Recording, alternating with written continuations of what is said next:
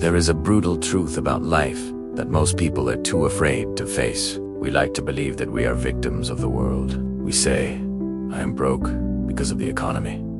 I'm angry because of my parents. I'm sick because of bad luck. But in 1903, a man named James Allen wrote a tiny book that destroyed that excuse forever. He said, "Circumstance does not make the man, it reveals him to himself." Today, I want to tell you the story of two brothers, Elias and Julian. They were born with the exact same opportunities and faced the exact same tragedy. Yet, one died a slave to his world, and the other became a master of it. This is the story of the Garden of the Mind. Elias and Julian were farmers. One year, a terrible storm destroyed their entire harvest. They both lost everything. Julian looked at the muddy, ruined field and felt a seed drop into his mind. That seed was named resentment. He thought, why does this always happen to me?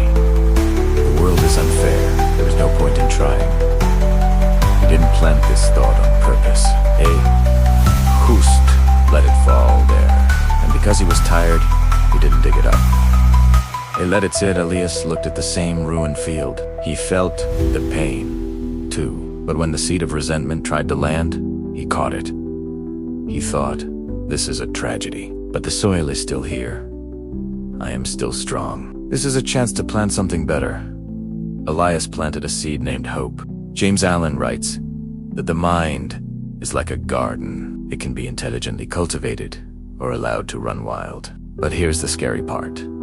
If no useful seeds are put into it, then an abundance of useless weed seeds will fall therein and will continue to produce their kind.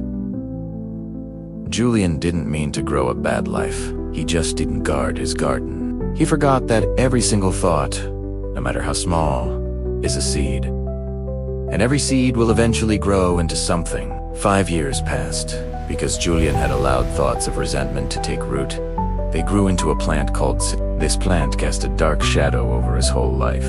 Every time he went to a job interview, his inner voice whispered, they won't hire you. You're a victim. His body language became slumped. His eyes became dull. People felt drained around him. He didn't get the jobs. The world seemed to confirm his worst fears. But in reality, he was attracting exactly what he feared. As James Allen says, men do not attract that which they want, but that which they are. His outer world was just a reflection of his inner garden, now overgrown with weeds. Elias, however, watered his seed of hope with discipline.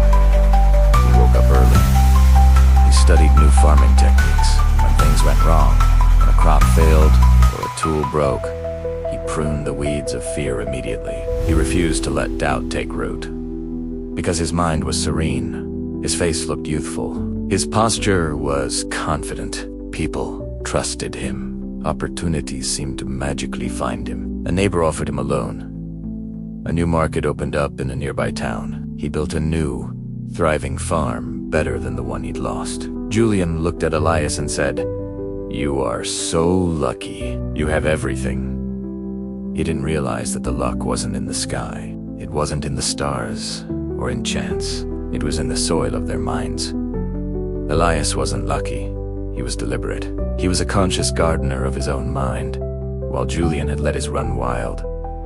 Eventually, Julian fell ill. His body was weak, racked with anxiety and stress. Doctors couldn't find a specific cause, but his life of constant negativity had taken its toll. He went to Elias, defeated and desperate, and asked, "Why is the world punishing me? What did I do to deserve this?" Elias handed him a small, well-worn book. He said, "The world isn't punishing you, brother. You are punishing yourself." He opened the book to a page that read, "A man is literally what he thinks, his character being the complete sum of all his thoughts." He explained that the body is just the servant of the mind. Thoughts of malice, envy, and disappointment slowly crystallize into a weak body and a difficult life.